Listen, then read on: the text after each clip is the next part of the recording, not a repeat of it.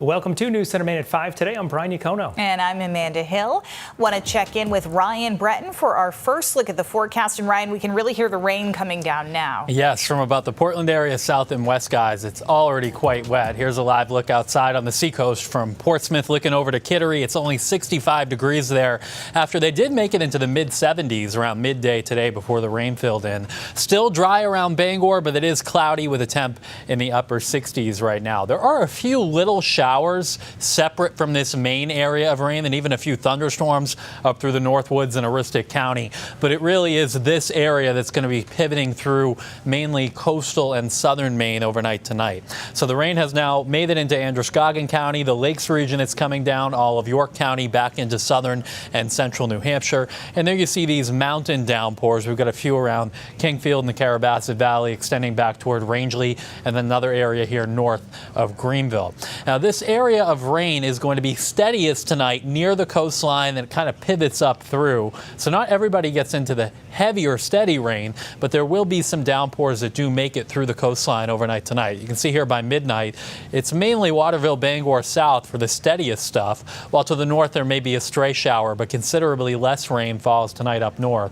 Tomorrow we start out with rain mainly in down east Maine and maybe a spotty shower to the south and west, but there will be slow clearing tomorrow afternoon. I don't think we'll clear the sun out quickly, but there likely are some breaks that develop late in the day with temps that get close to 70. Could be a little flooding tonight if you get repeated downpours, but overall not a big concern out of this one. We'll have the forecast for the rest of the week coming up in about 15 minutes. We'll see you then. Over the weekend, people from across our state awarded moose hunting permits. But the people searching for the animals won't be the only ones with close encounters. As News Center Maine's Ryan Bell explains, moose-involved crashes are on the rise this summer. It's a sight no driver wants to see. You can almost see it coming into focus now. But one state trooper David Barnard is all too familiar with. I have hit a moose a couple times. Moose in the roadway. An encounter that could turn fatal. It catches you off guard because you don't see the moose. Both of mine were at nighttime, so you don't see them until just the last second. That's why he's asking drivers to slow down and pay attention. I've covered a handful of crashes in, say, even the last month. He's seen an uptick in crashes recently, and that's not surprising. According to data from the Maine Department of Transportation, May and June have the highest rates of moose hits. Those trends have been around for as long as we've been kind of keeping that type of crash data. There have been 53 moose-related crashes so far this year. Almost half of them happened in June, including this fiery crash near Millinocket. So this is an animal that when it gets on a roadway is a huge challenge to see. Wildlife biologists say the uptick doesn't happen by chance. Moose are attracted to salt and other minerals that can run off roads. And when moose come out of wintertime, especially as you get into May and June, when things are starting to green up, they're really attracted to these roadside licks. So that's how quick it happens. Barnard knows firsthand that some crashes are unavoidable. But if you do see a moose, he says slowing down can be the best way to avoid something much worse than a couple dents. If you're paying attention, it gives you a chance to try and avoid the moose or brake. In Bangor, Ryan Bell, News Center, Maine. Biologists say crashes are down in recent years, largely in part to winter ticks that have significantly lowered Maine's moose population. The chief of the Kennebunk Fire Department sharing some important water safety reminders after crews responded to a near drowning involving a young child over the weekend. The fire chief, Justin Cooper, says crews were called to the Hampton Inn on Independence Drive in Kennebunk Saturday. There, he says, first responders found a 4-year-old girl in cardiac arrest after nearly drowning in the hotel's swimming pool. Well, as families start spending more time around the water again, Cooper says it's critical to take precautions to keep children safe. He recommends young or inexperienced swimmers wear properly fitted life jackets and says adults should always provide close supervision.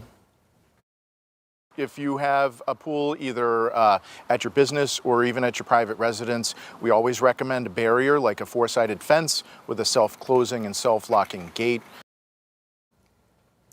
As for the 4-year-old girl, the chief says she was taken to the hospital in critical condition and that incident is still under investigation.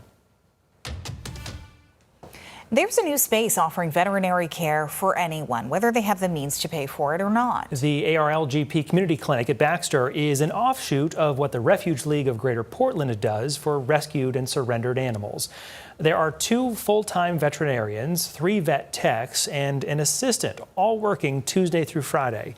The services there range from preventative care to small emergencies like removing quills or an x-ray or lab work. Thanks to major donations, that clinic is able to offer what it calls a spectrum of care based on what each person can afford.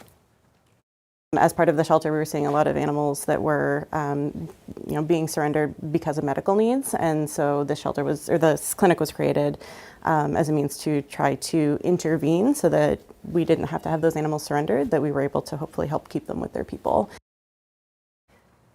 The Animal Refuge League Community Clinic at Baxter is open to anyone, but you will need an appointment. You can find more information on our News Center Maine website.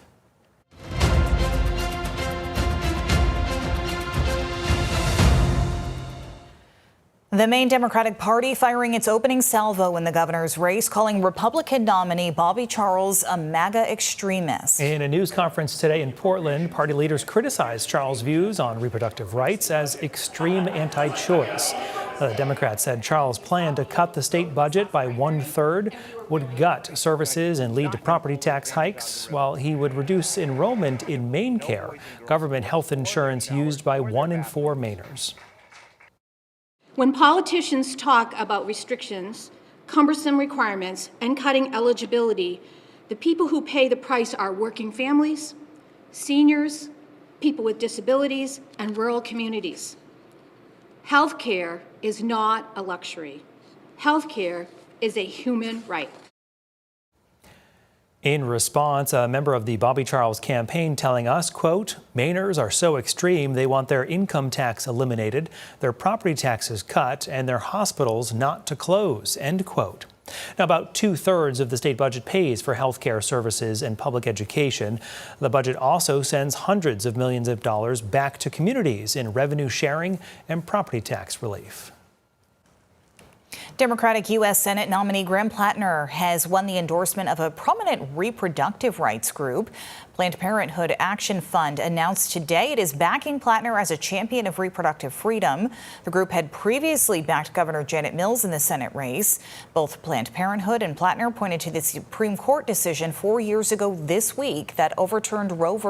Wade, the case that established a national right to abortion, criticizing Senator Susan Collins for voting to confirm Justice Brett Kavanaugh, who was in the majority, reversing Roe. We'll have more on News Center Maine at 6.